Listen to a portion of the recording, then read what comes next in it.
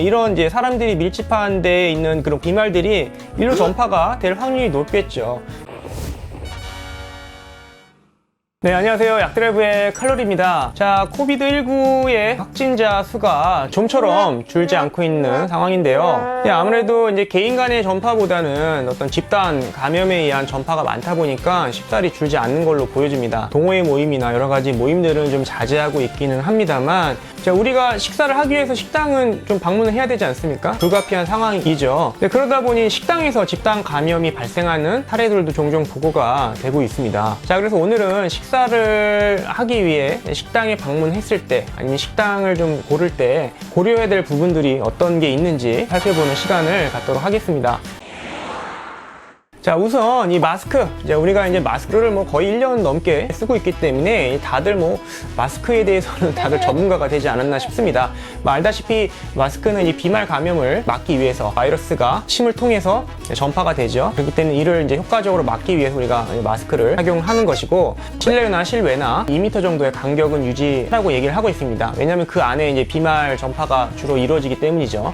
이건 이미 다들 아시는 사실이라고 생각을 합니다. 하지만 실내에서 보통 이 에어컨이나 어떤 난방기구 이런 것들을 가동을 하게 되면 공기가 이제 흐름이 생기게 되다 보니까 실내에서도 비말이 2m 안에서 전파되는 것뿐만 아니라 좀 더 멀리 전파가 될 수 있는 확률이 좀 높아진다라고 볼 수가 있겠죠. 그렇다 보니 확진자와 가까이 있지도 않았는데도 불구하고 전파가 돼서 감염이 되는 사례들이 종종 보고되고 있는 이유이기도 합니다. KF 마스크나 이런 덴탈 마스크나 다 이 비말에 대한 전파를 막아주는 데는 되게 굉장히 효과적입니다. 그런데 이제 실내에서 이런 마스크를 썼을 때 틈이 생깁니다. 턱스크 이런 거 하지 말라고 하는 이유가, 제대로 밀착을 하지 않으면은 이 사이로 공기의 흐름이 들어가서 바이러스가 전파가 돼서 감염이 될 수가 있는 것이죠. 여러분들 써봐서 잘 아시겠지만 이 KF 마스크는 이제 아무래도 밀착이 좀 잘 됩니다. 그에 반해서 덴탈 마스크는 썼을 때 착용감은 좀 가볍고 좋기는 하지만 양쪽이나 이런 데가 조금 살짝 벌어지는 간격이 좀 생기기 때문에, 여러분들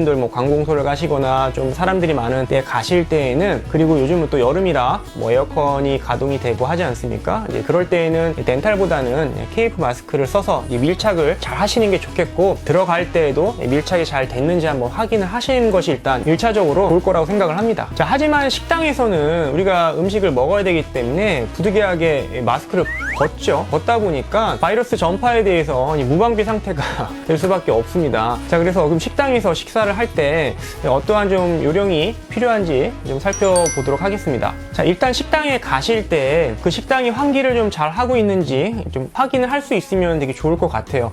환기를 잘 하는 것만으로도 비말이 공기 중에 머무르는 시간을 거의 2배 이상 줄일 수가 있기 때문에, 계속 사람들이 왔다 갔다 하는 그 식당에서 환기를 잘 함으로써 비말을 빨리빨리 환기를 통해 없앨 수가 있는 것이죠. 식당이 너무 이렇게 밀폐되어 있는 공간에 위치하고 있거나 환기가 좀 잘 안 되는 식당을 좀 피하시는 게 좋지 않을까 싶고요. 기왕이면 좀 환기가 좀 잘 되는 그런 식당을 찾아서 방문하시는 게 좀 좋을 것 같습니다. 또한 식당에 방문하셔서 환기가 얼마나 좀 잘 되는 루트를 좀 파악하시는 것도 좀 좋을 것 같아요. 그래서 출입구가 어딘지, 보조 출입구가 또 있는지, 만약에 에어컨이 틀어져 있을 때 공기 흐름이 좀 어떻게 흘러갈지에 대해서 대략은 좀 파악을 하시고 자리를 좀 정하시는 게 좀 좋지 않을까 싶습니다. 실제로 저도 식당에 방문해서 처음에 들어가서 이제 에어컨이 어디 있는지, 사람들이 어디 앉아 있는지, 또 이런 게 어떤 흐름으로 좀 흘러갈지에 대해서 대략 좀 파악을 하고 그리고 자리를 잡거든요. 물론 자리가 없으면 어쩔 수 없겠지만, 내가 선택할 수 있는 자리가 여러 개가 있다면은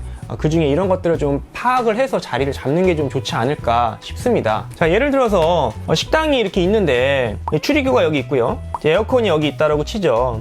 에어컨이 있으면 에어컨이 이제 이쪽 방향으로 바람이 불겠죠. 그럼 여기 이제 테이블들이 있다라고 쳤을 때 의자가 이렇게 있다고 치죠. 사람들이 좀 많이 몰려 있다라고 치면 여기에 확진자가 있을 수도 있지 않습니까? 그런 가정하에 바람이 이렇게 불면은 내가 이제 여기에 앉는다거나 그러면은 이런 이제 사람들이 밀집한 데에 있는 그런 비말들이 일로 전파가 될 확률이 높겠죠. 이런 자리는 좀 가급적 좀 피하는 게 좋지 않을까라는 게 저희 생각이고요. 그러니까 처음 바람이 시작되는 그 근처에 앉는 것이 좀 좋지 않을까 싶습니다. 그래서 이제 이쪽 공간보다는 이쪽 공간에 좀 자리를 잡아서 앉는 것이 그런 공기의 흐름을 다 맞는 확률을 좀 낮출 수 있을 거라고 생각이 들고요. 확진자와 좀 거리를 최대한 둘 수 있는 그런 자리 선정이라고 볼 수 있겠습니다.